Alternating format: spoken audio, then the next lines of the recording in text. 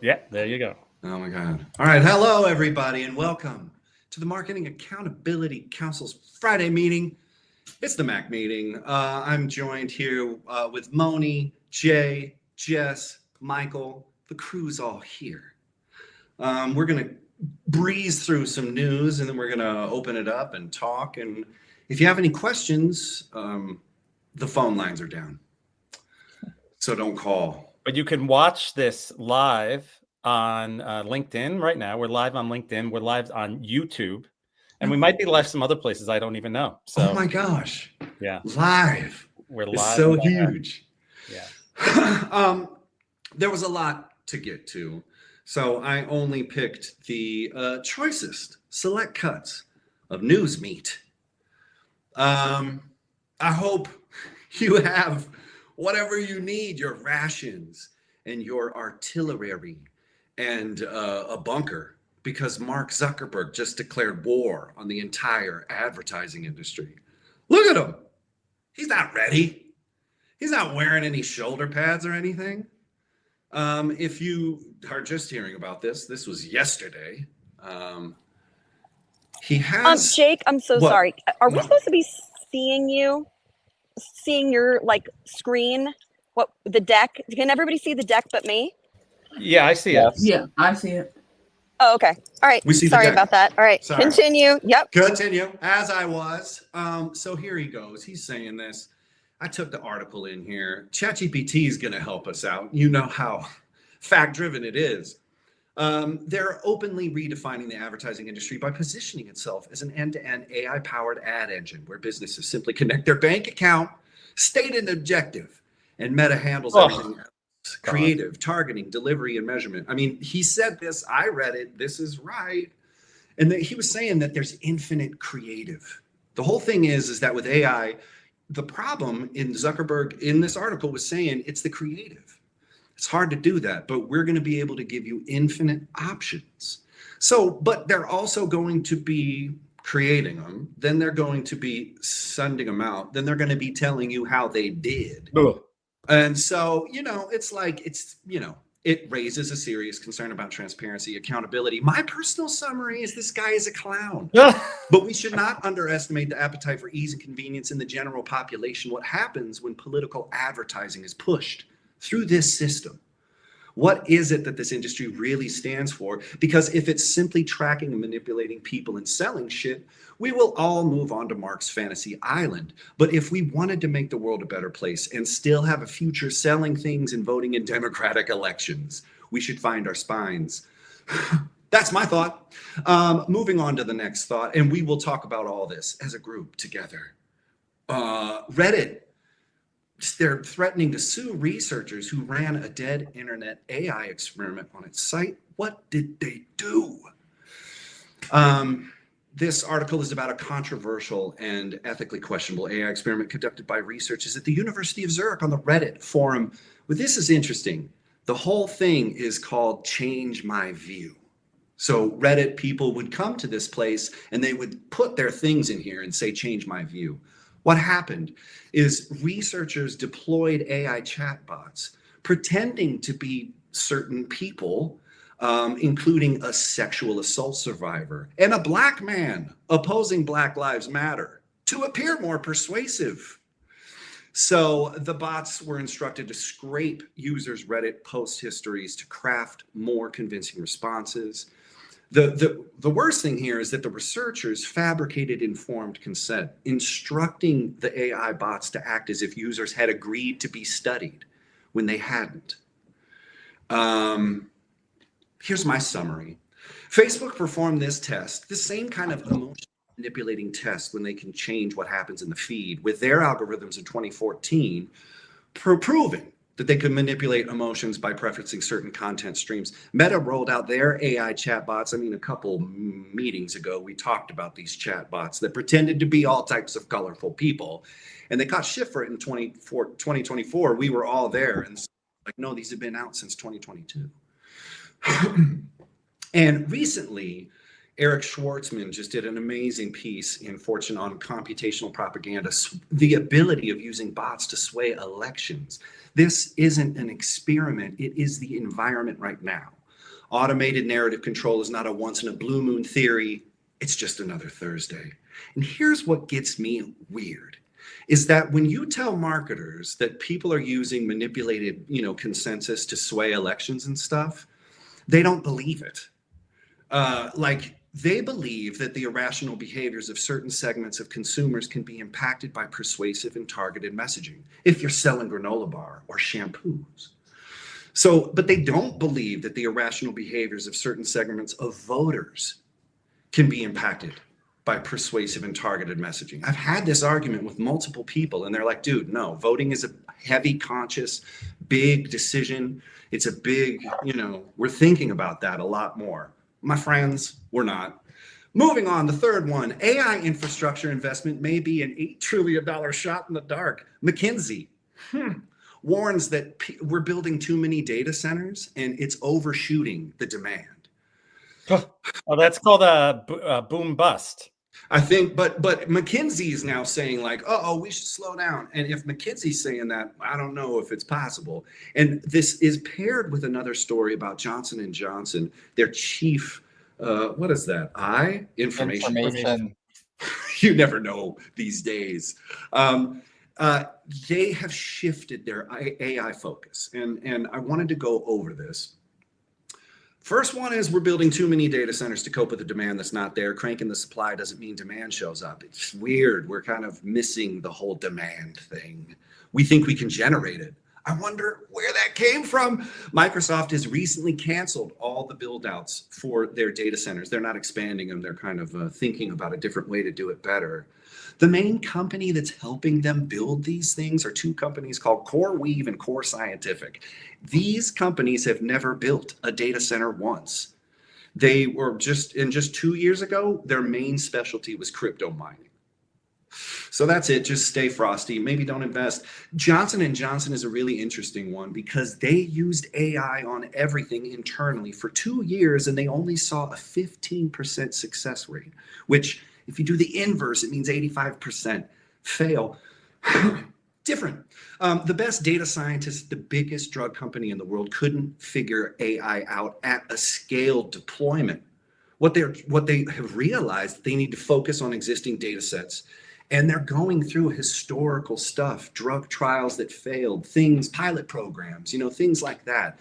So they're not using AI as a telescope into the future, but they're using it as a microscope into the past. And it's a really good use of AI. Data analysis, it's good at this stuff. But figuring out how to solve the world's most crazy problems in the future and get us on space, it doesn't know what it's doing. But it will tell you that it does because ChatGPT just recently rolled back their sycophancy. And if you don't know what sycophancy is, it's when somebody's like, oh, I really like what you're doing. And you're so smart. This is a GPT summary of the GPT summary of how they pulled back sycophancy. They rolled back a recent GPT 4.0 update after it led to overly flattering and sycophantic responses. The issue stemmed from prioritizing short-term user feedback, which unintentionally encouraged behavior that was supportive but inauthentic. It's just a whole bunch of like, wah. Recognizing that this undermines user trust, OpenAI is now refining training techniques. And so it's like, oh man, here's my summary. As it has been with all the whoopsies in tech, they could have done this right from the beginning. But it's more important to capture usage. And what better way than kissing your ass? Sycophancy, I found this in a 1964 book about the psychological, where does sycophancy come from? Where does ingratiating behavior come from? And this was in an article that sent me to that book. But it said sycophancy ultimately requires a willingness to deceive and be deceived on both parties. So in some way, it's like, we know you don't think, but we're going to accept it anyway. And it's getting us to kind of what's the difference between genuine admiration and false praise? When people are saying Elon Musk is a genius, are y'all really for real? Or is this just false praise? Because you could gain advantage by doing that. But being a jazz musician, whenever someone overtly praises my genius, I start to wonder if they're a narc. And so I'm really thinking that the big boogeyman here in the world is the yes man. It might not be these singular problem people. It might be the hundreds of thousands of people around them that are just saying, keep going. So let's talk amongst ourselves. Meta aims for advertising. The dead internet is alive on arrival. AI is hitting the wall and climbing. Sycophancy as a service. What do we think? I'll just tell you that the sycophancy thing is something I experience all the time, and it encourages me to do things that maybe I wouldn't have done because it's blowing smoke up my ass. Like I good job, Jay.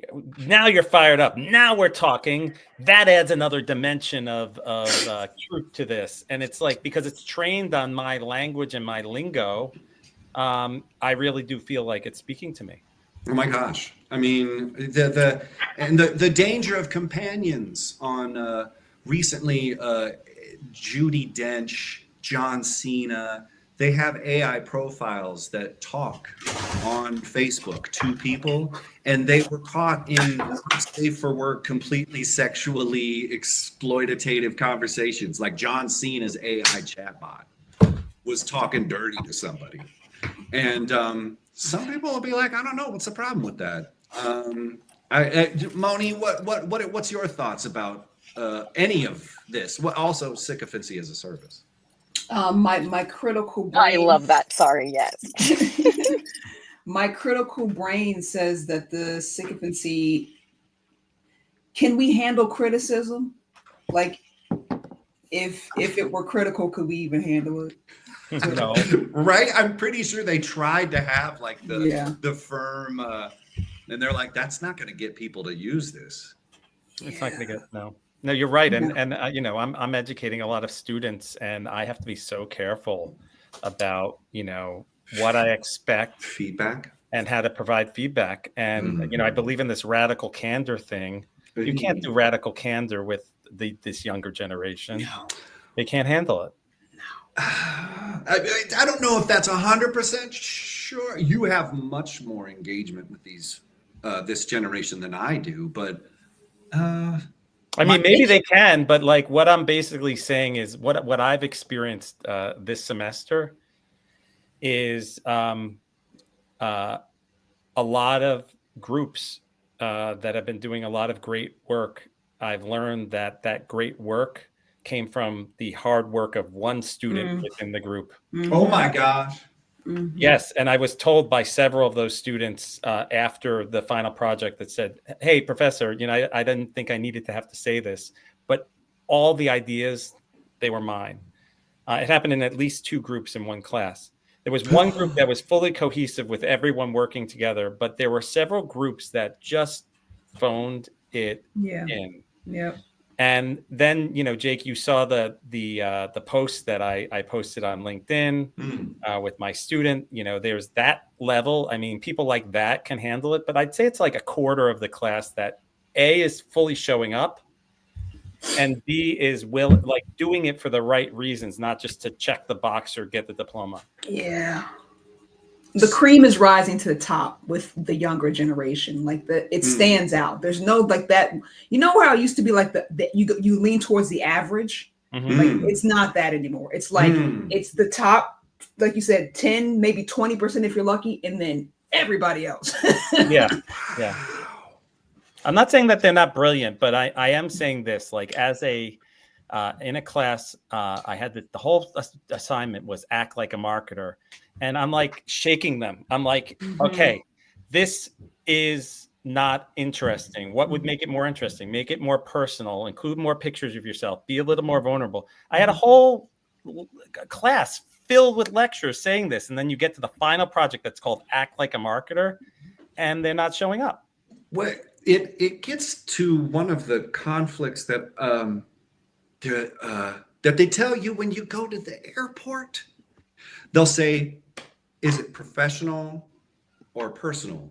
Is it work or, And so everyone thinks there's a professional brain and then there's a personal brain. And I think like when you're asking those kids to sort of bring their personality into it, they're like, why? Like, well, no, because they've been personal educated. is over here. Yeah, the whole education has been double spaced. Times New Roman font. Write your name on the top, write the name of the class, and I'm like, I want a deck that is worthy of a professional submission. And one of my things was like a main thing of marketing is to be liked by many people. How many people do you like? It probably isn't a lot of people. It's just you guys. All right. And whoever subscribes right now. And no, but it's true. Like, who's a genuinely likable person? Those are rare people. Isn't that right? I mean, kind of. Or is everybody? Well, if you're genuinely likable, then you can't say no when someone asks you something, or you can't tell them that the hard news. The sycophancy is back. Well, that's exactly right. That's exactly right. Like it's like I have to tell you that in my life and in my experience, I don't think I'm rewarded for being the one that raises my hand and said, but, or we need to do this, or. I feel that we're on a big trend. I looked up yesterday on Google Trends that accountability is at 100 on Google Trends. It's like really high. But I don't think the world is ready to practice accountability because it means that we have to ask the hard questions that we've been asking. Jess. Hey.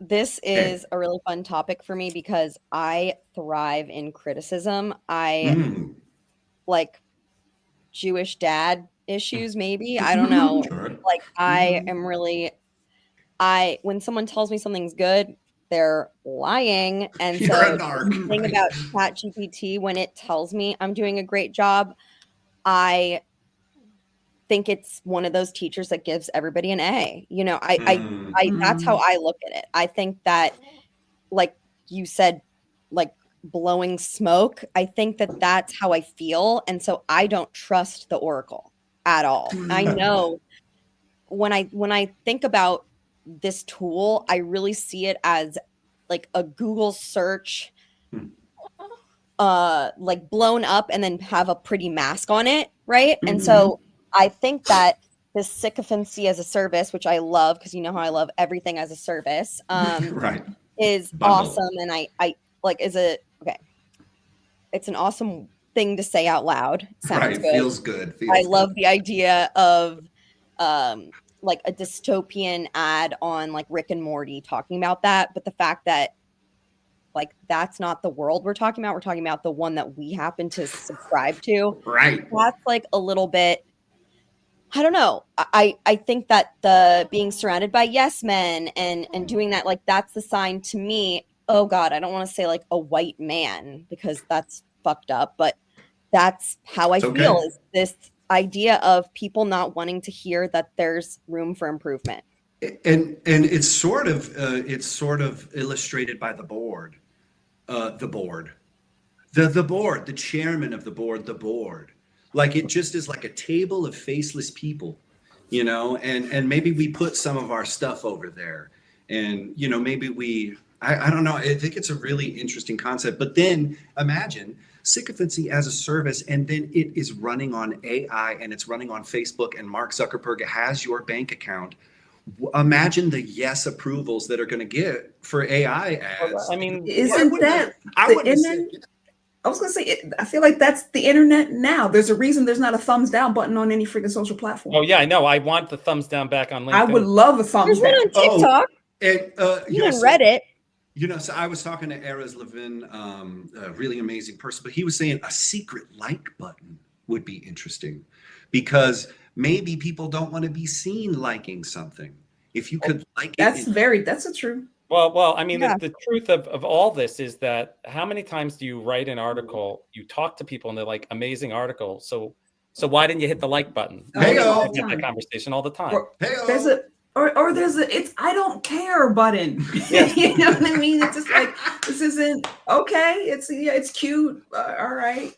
But that goes to influence though, like, because at the end of the day, if your piece influenced someone to think something, it's not, and the only metric is the like button, then that makes all, well, there's others, right, Jake? But right. Like, oh yeah, no, I know. But that's what the institutions are measuring on, right?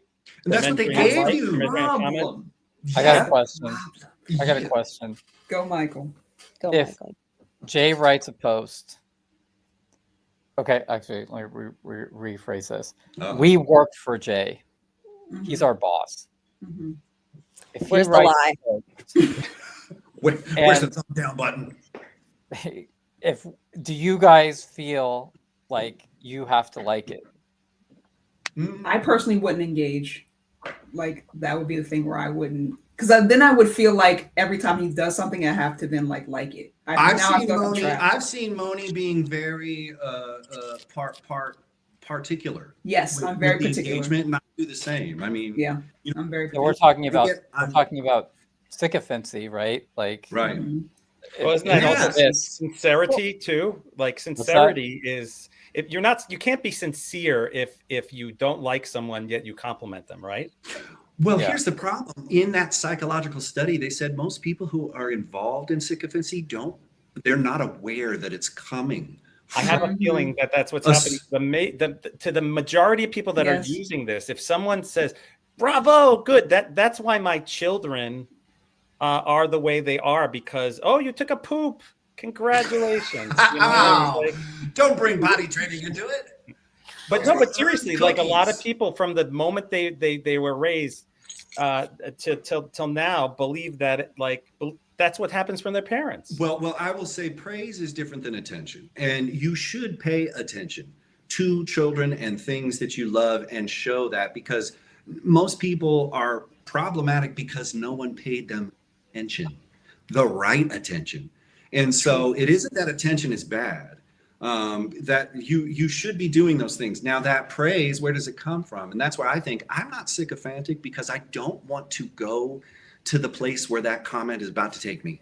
Because once I say, oh, that's great, and then somebody's gonna be like, oh, really, you liked it, what did you like about it? And I'm like, oh, you know, it's like, I learned that as a musician too. You don't tell people you like it if you don't, but tell them they worked hard. I really liked what I saw. That energy was great. You know, you can find different ways to get people supported, but you don't Name have 5 to songs, their Jake. ass, Yeah. you know, but you know, Even human psychology, the praising is a way of like manipulating human behavior. You know what I'm saying? It's just like, you know, to get someone to do something, you have to praise them, not criticize them, right? It's like even dogs, you know what I'm saying? It's just like, you have good job, you know what I mean? You can't like so it's just like, this is in the cynical, that's just a way for tech companies to keep manipulating us and controlling us, is because they know, like, human behavior wise, it's like that's the way to actually control someone. I have to say we're very healthy as an organization.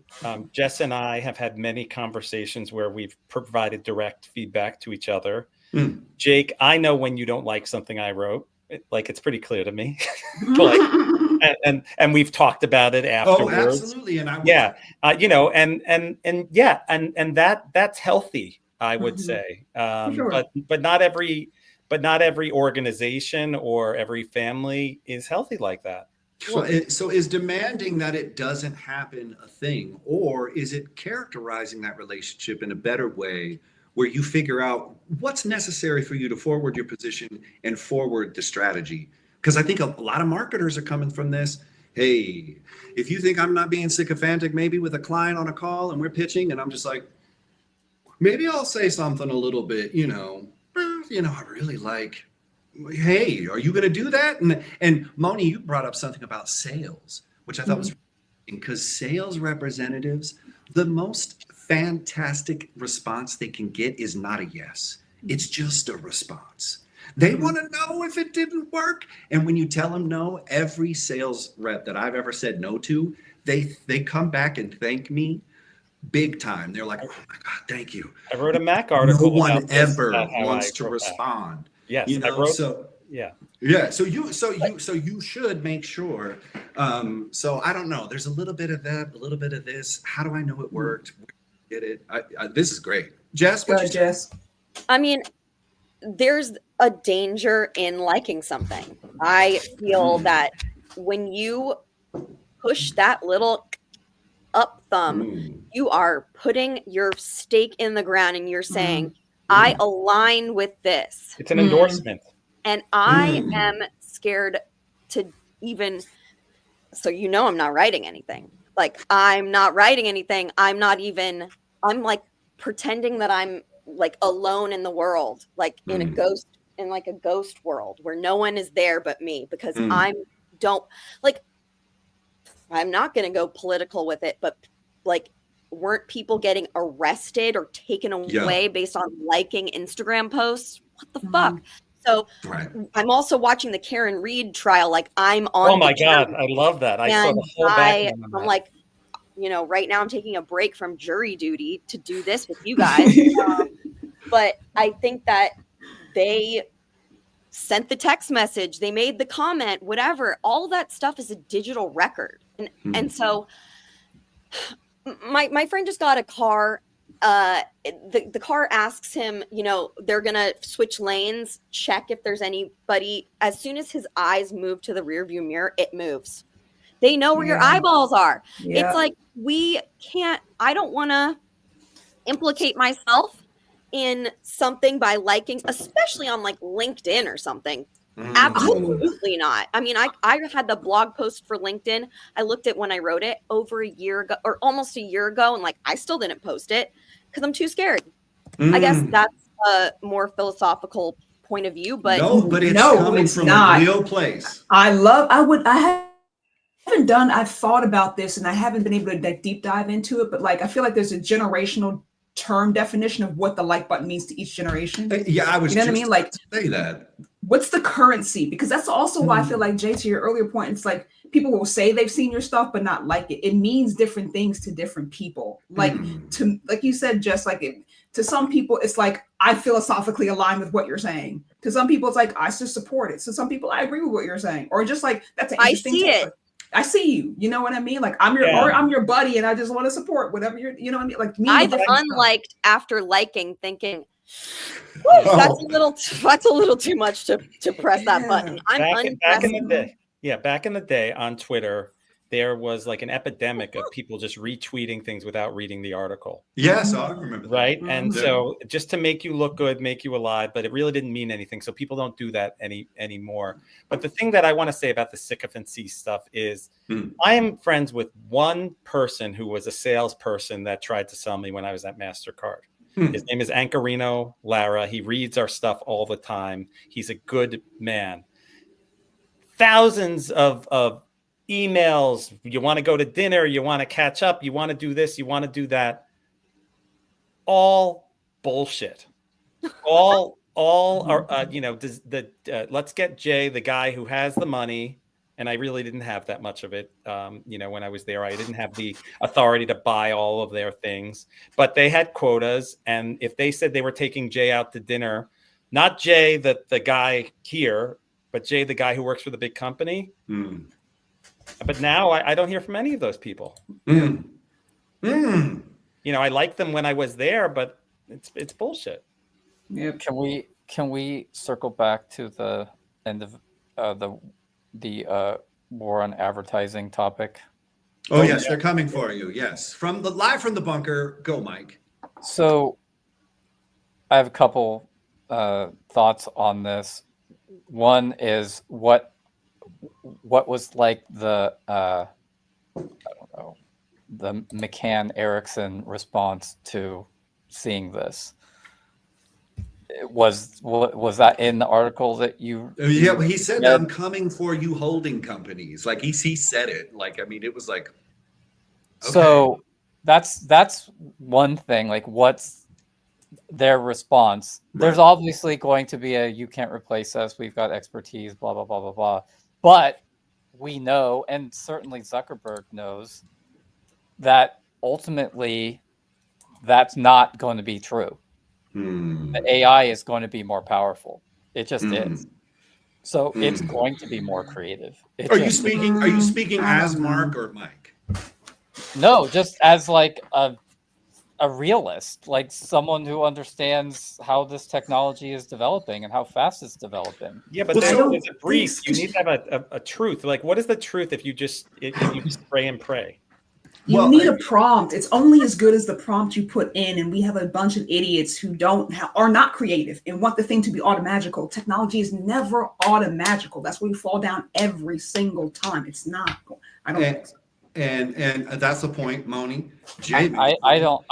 What it- based go on what based on the AI research that I've seen, the scale people like the average person who is kind of like taking it for face value and looking at what they're seeing in their daily lives, and they're not really looking ahead to what is coming, and they're not paying attention to the like true experts in the field. Like I feel like most people are probably like, oh, in like 10 to 20 years, this is going to happen. No, in like 5 years, that's going to happen. It's like way faster than most people think. And Zuckerberg, more than anyone, is gonna be totally aware of it. So he might be putting the cart before the horse in terms of right? where most people are right now. But what he knows is going and what he knows is capable. He's like, that's where we're going. I know we're going to be there, so I might as well talk about it right now. Right. So it isn't like he's coming out of nowhere and like, whoa, where's he? Like he must have some cards. But then my question would be, is the North Star they're following actually in space? Or is it just a rich ding dong holding a flashlight standing on top of a building? Like, because if somebody wants to skate to where the puck is going, oh, okay. But no one can tell me where the puck is actually going. And if AI is going to advance, I'm very excited to see how they get around the supply chains, all the data center stuff I just talked about. And the fact that that stuff is not, if you have infinite ideas, you have no ideas. And so if somebody said, I can get you infinite ideas, I would say, come back when you have one. Because people are going to want one idea. They're going to want that impact for them. And if you try and scale up computationally, it depends. You're going to reach into a statistical thing that computers can't get you there. They just won't. Scaling is not going to get you there. My question for Zuckerberg is Mark is this: what if all of your users were AI bots? That's what he. Ooh, and then so. Ooh. I get to play Mark? What, Moni? You want to play Mark?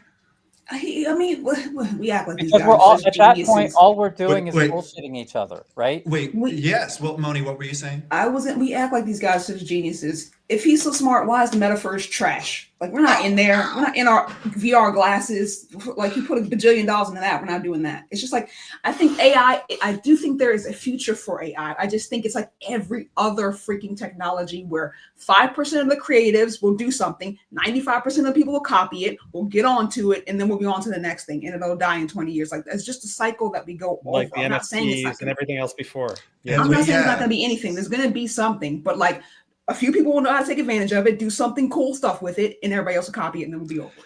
But this is different because this is a force multiplier for like human decision making, and that is like something we've never seen before, where you can have me as like one of the OpenAI researchers that I read something from was saying that like in a year from now, like now it's like 90% of coding is done or can be done with AI. They love it.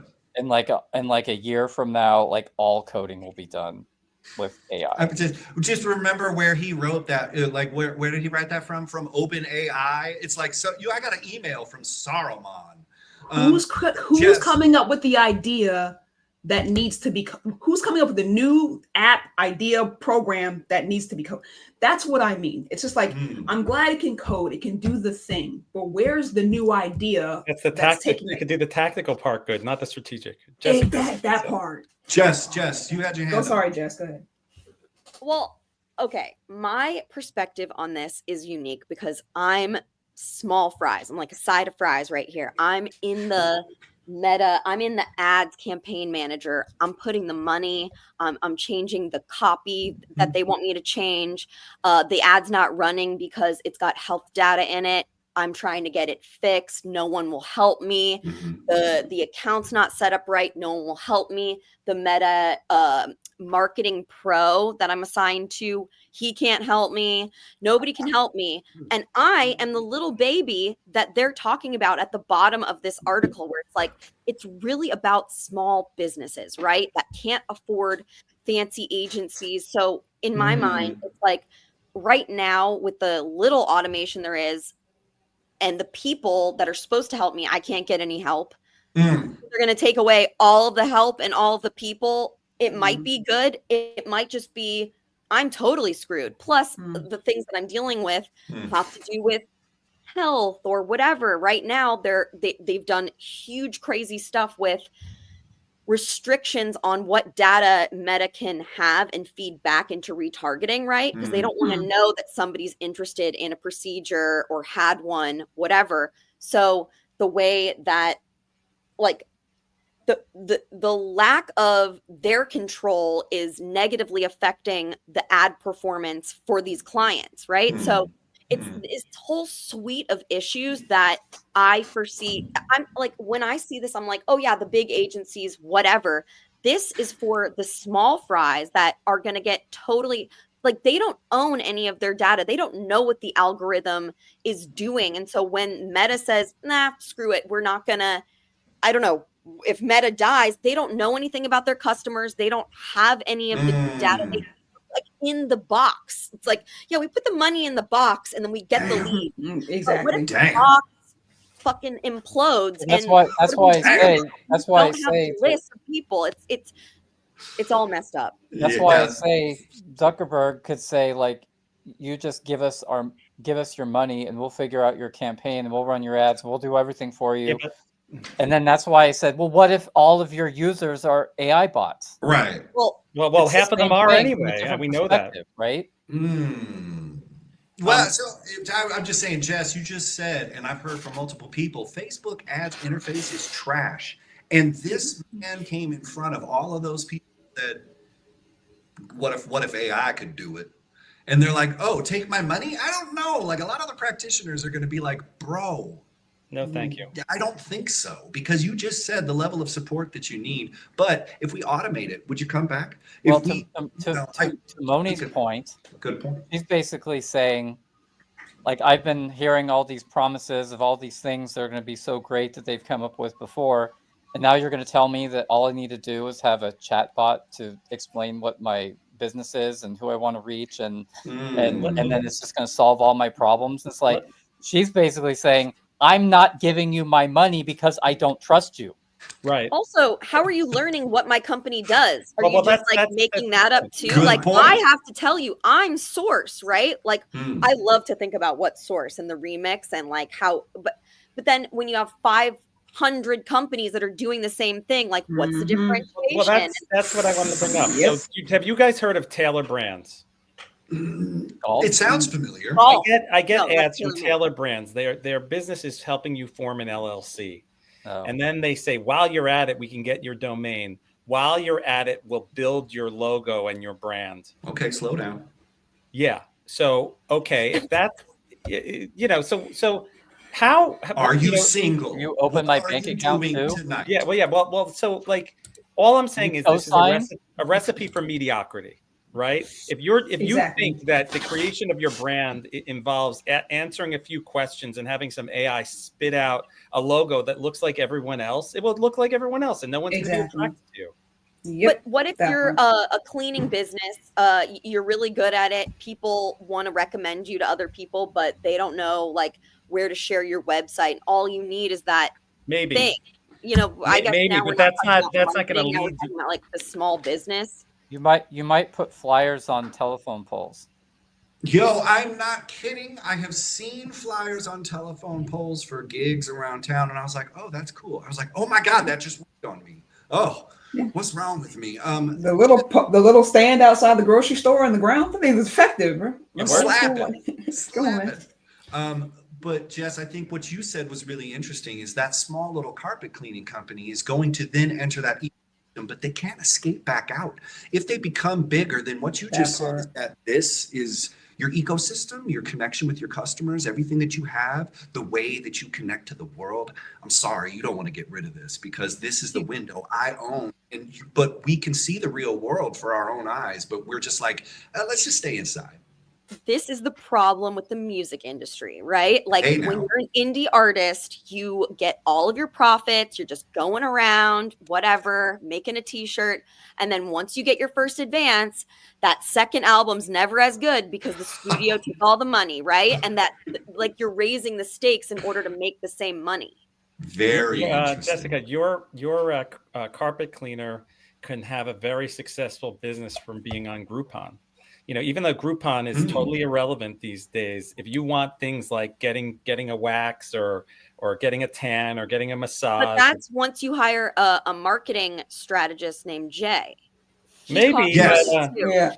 Like she's not thinking about that right now. She's Yeah, like, now I get it. She's got to schedule all the cleanings. Yeah, Right. I need a website where people can find me. Like, there's a bunch of businesses out there. It's like, bro, you like don't even have a back being like, no. Right. I have a Groupon to this person that's trying to recommend her. She's Right. trying to like figure out how to please this person and grow her business in the way that someone's suggesting she do it.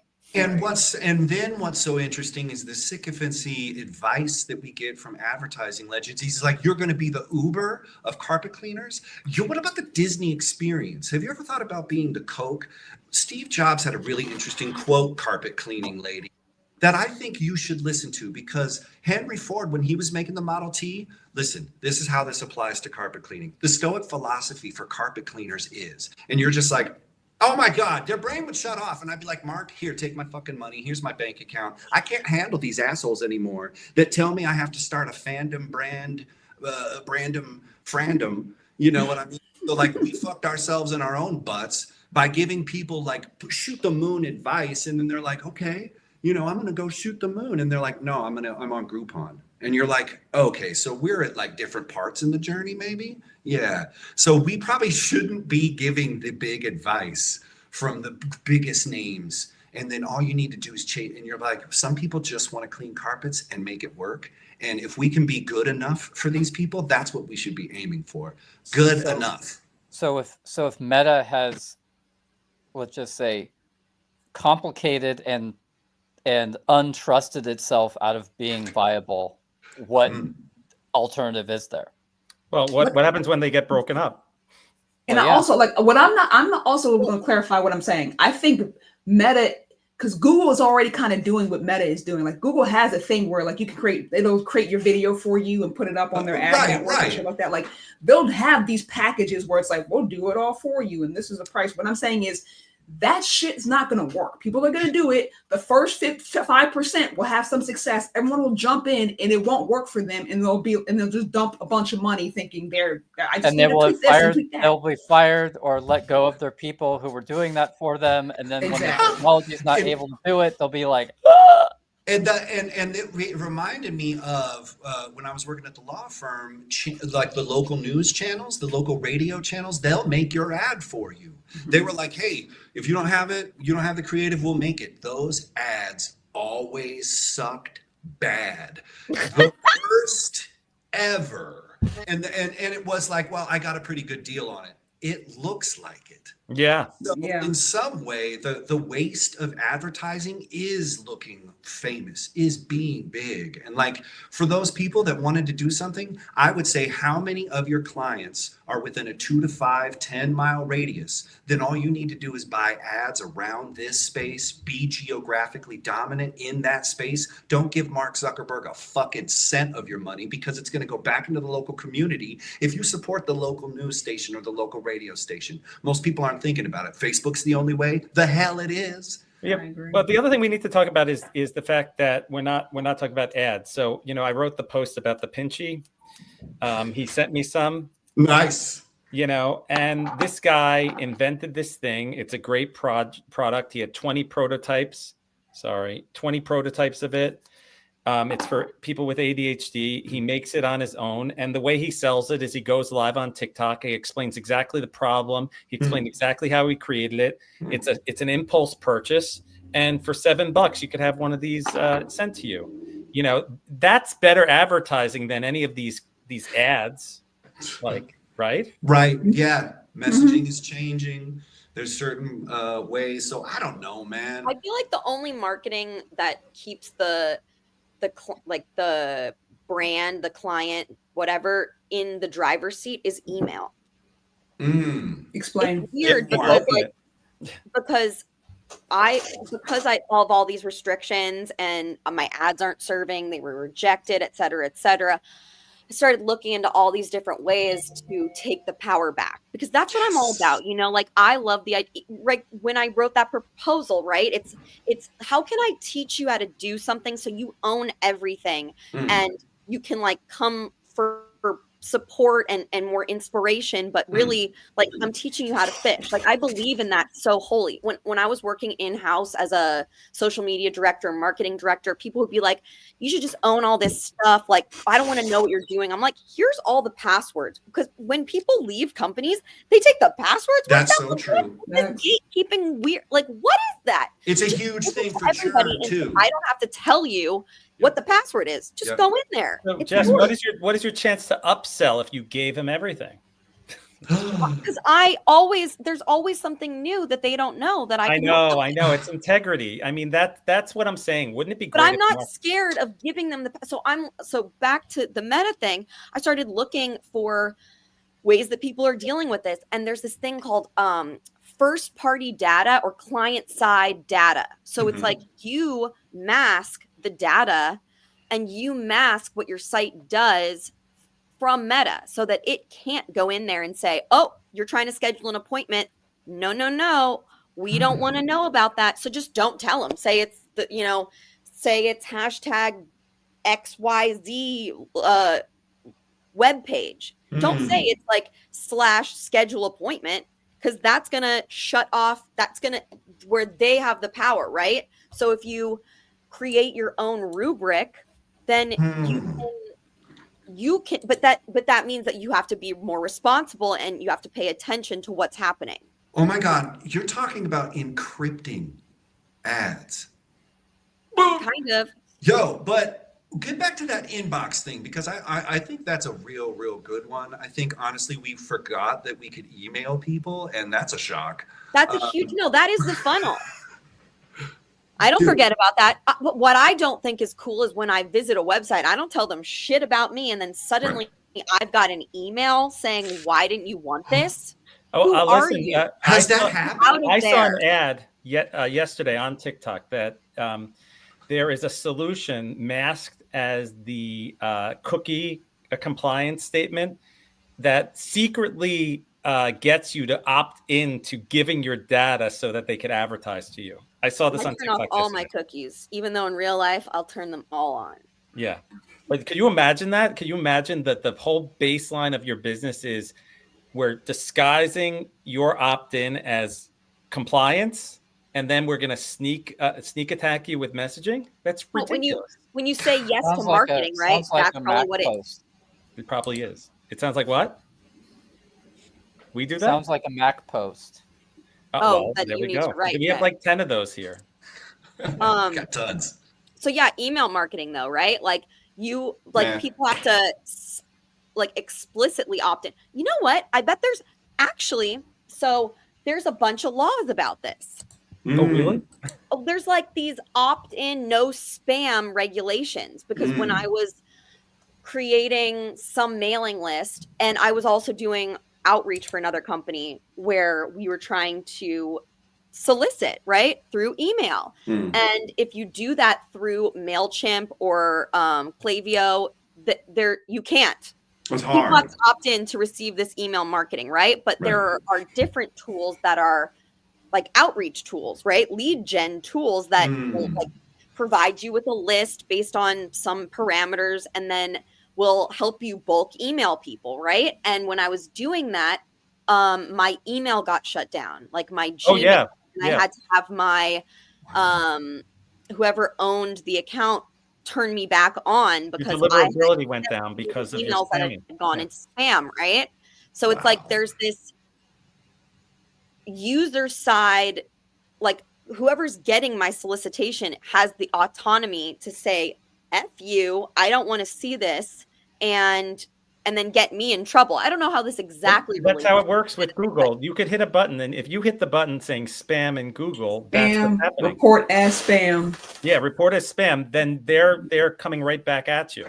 But I guess, Jake was saying this is where you have the power, you have the insight, because nobody's encrypting or like turning impressions or whatever, like showing ads to people. We don't know who they are. We just know that they were shown, right? We don't know the quality of the lead. We just know it happened. That's because we know who's on our list because they've opted in. So it would be like on Meta, you'd say, I want ads from this person. That's a little much. Let me ask you a question from the Mac perspective. You know, I review Mac analytics all the time. And a lot of the posts I write, you have like guys like Michael reading them 20, 30, 40 times. No, but there's lots of people that read. No, but there are lots of people that read these posts 3, 4, 5 times. That's a signal. What are we allowed to do to engage these people? What is like, should they've signed in, they've opted into the Mac. There may be something that we could have a more in-depth conversation with them. Are we allowed to just? What does 4 reads mean? Does it? It doesn't really mean much, but when it goes up to like 10, then I'm wondering what it actually means. Like because when am I interested in an article? Yes. So I'll open it. I will then immediately go to do something else because my brain is fucked up. Right. And then I'll be like, whoa, I never did that. So I'll open it again, try again. Maybe on the 5th time, I'll actually get down, be able to scroll. I mean, I don't know what I'm trying to gather is good point. From a strategy perspective. Those are the only signals I have. And if we want to take someone from passive participant to, let's say, attending one of these meetings, what should we do with those signals? Post about attending the meeting, ask if you want to join. Like, if you take a People magazine. What does it mean when you read a People magazine article? Like, what does it mean when you read any article? Like, when you, Jay, read an article, what are you signaling? What I'm signaling is that, I'm not signaling that I want to do business with you. I'm signaling that I want to engage and learn more. And so, the royal wedding. Wait, what about the royal wedding?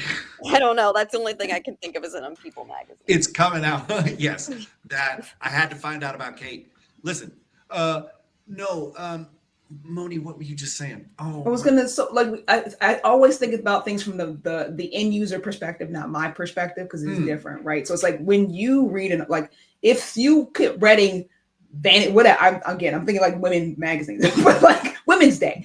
If you read GQ or whatever, like Jet. what are you signaling? Would you want GQ? Like, do you want a membership? Do you want to like buy our yearly? You're not signaling anything, but the reality of what advertising is these days is if you browse and you're looking for a mattress, then you're going to see 100 mattress ads, and it's the same thing, right? The signal is like what I just described. I think what I'm indicating is I think the better thing to do is ask them. Like, we don't have to assume. You can ask. Moni, you crazy. I think it's something about context too. Is like, what is the context upon which you are inside this thing? And so I would kind of wonder if you are looking to take it to that next level, and you are looking for those signs that somebody wants to do a little something extra.